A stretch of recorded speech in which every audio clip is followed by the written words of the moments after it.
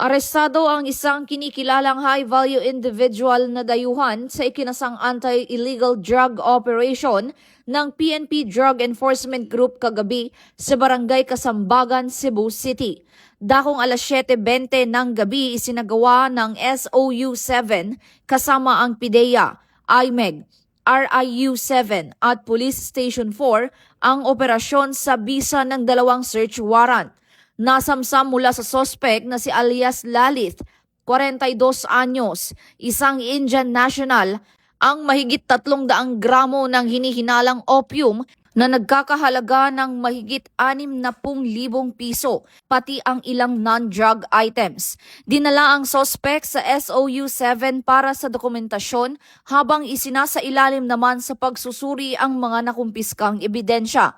Ayon kay Police Brigadier General Elmer Ragay, stopping illegal drug is everyone's win. We'll continue chasing high-value offenders to protect the people.